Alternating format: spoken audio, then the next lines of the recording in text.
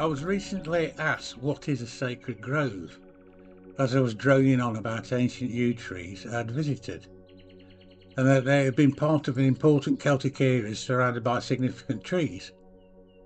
And I struggled to explain them, so I realised I needed to read up on them. So here we go. So, sacred groves are much more than I realised they were. I thought they were just druidic things, sacred areas where the druids did ceremonies and that, but they're found very much all over the world and have various meanings to different cultures. So basically, a sacred grove is an area of nature venerated for its sacred and spiritual significance, and it's in different cultures and different beliefs. It seems that in ancient times, sacred groves were places of sanctuary and worship, like, say, for the Druids. They were equivalent to a temple or a chapel set within the natural world. They were a spiritual refuge. They seem to be very important features of the sacred and mythological landscape of Celtic life. They're not just spots for rituals and contemplation. They're also crucial for conservation, providing a safe haven for a variety of plants and animal species. And they can include patches of forest and woodland from a few trees to vast forests of several acres. And they're usually dedicated to local folk deities or tree spirits. And the degree of sacredness of these sacred forests varies from one grove to another. And it's thought in some forests even the dry foliage and fallen fruits are not touched, believing that any kind of disturbance will offend the local deity. Yet in other groves, the dead wood and dry leaves may be tidied and picked, but the live trees or its branches are never cut.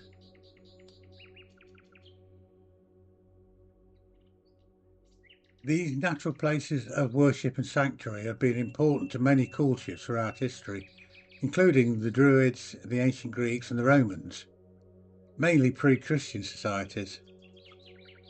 For example, the Greeks had a sacred cypress grove at the Temple of Zeus in Nemea, and there was a sacred fir grove near Croton and a laurel grove near Ostia, both in Italy. And in Roman law, cutting down trees on a sacred grove was punishable by death. And it's said that the Celts would often plant oak groves where the goddess Nemetona was worshipped and overseen by the Druids in such rituals. She of the sacred grove. Now, I think Nemetona was a war goddess of the sacred grove, and she had her cult in the dense Germanic forests that the Romans feared so much, especially after the Roman disaster where 3 Roman legions were ambushed and cut down the Battle of Teutoburg Forest. Now, it's thought that generally the Romans preferred open spaces to the forests in which the Druids and others worshipped, and the Romans clearly found them eerie, as this description hints at. No bird nested in the Nemeton, nor did any animal lurk nearby.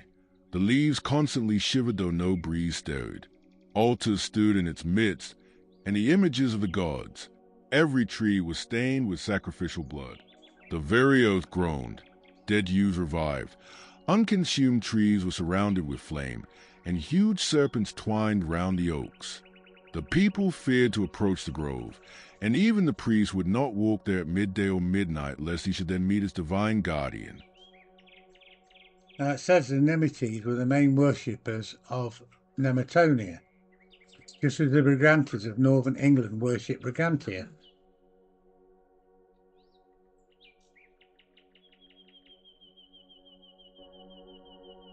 These sacred places have been plentiful up until the Roman conquest, and one of the primary targets of the Roman legions were these sacred groves and the Druids who tended them, probably because the Romans understood that it was the Druids who were the main driving force of resistance against them. But sadly, the little we know about these Celtic sacred groves and their practices comes from the Romans themselves, who were obviously biased. Now, some Roman historians say they had the knowledge of nature and studied nature's philosophy to make predictions. And Julius Caesar reported that it could take up to 20 years to finish the course of study to become a fully fledged druid. But obviously there was a lot of negative propaganda from the Romans about the druids, because they know how dangerous they were. And after they defeated the druids at Anglesey, they burned their sacred groves. But in general, the trees continued to be sacred to the people of Wales, who did not completely give up their old beliefs during Roman occupation.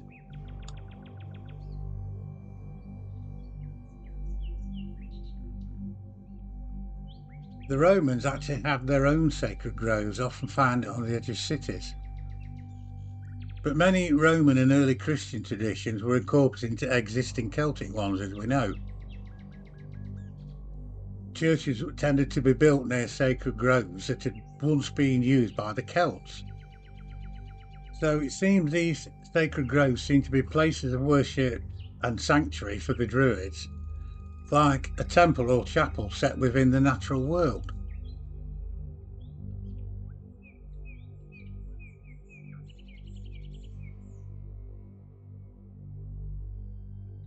Now, moving on to the Middle Ages, during the Crusades, the conquering Christians commonly built churches on the sites of sacred groves, as we've already mentioned, accidentally contributing to conservation of these ancient groves. So in the UK, churchyards are often important areas of wildlife because of this. And these churchyards are often home to yew trees and other ancient species, such as the great chestnut of St Leonard's in Tortworth in Gloucestershire, which is over 1,200 years old. As mentioned, these sacred groves are found all over the world. For instance, in Nigeria, the Osun Osogbo Sacred Grove, and it's dedicated to the fertility goddess and contains dense forests, which are some of the last virgin high forest in Nigeria. And there's similar sacred groves existing in Malaysia, India, Ghana and Greece, where they now play an important part of somewhat accidental role in conservation. These groves can create corridors as well as dispersed areas of sanctuary, groves where deities and spirits are believed to live, graveyards and protected woodlands around the graveyards.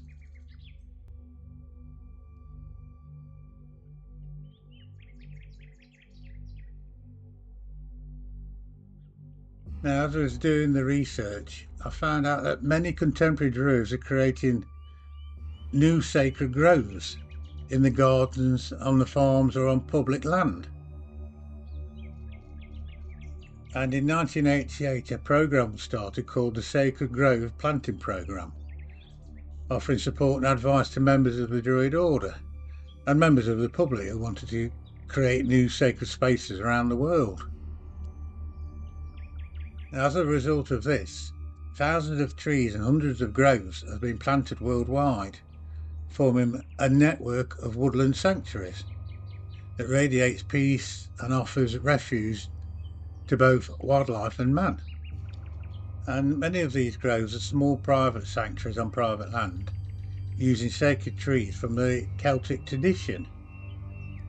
And apparently different kinds of groves can be planted, used as community projects in schools, as ones that encourage endangered tree species, or that are woodland sanctuaries dedicated to those who have died.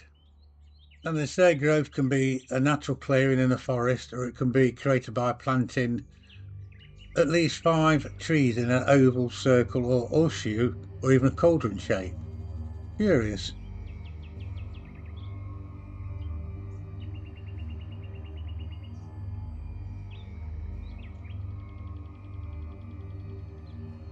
And just in case anyone would like to create their own sacred grove, I'll add a link to the site that can advise you.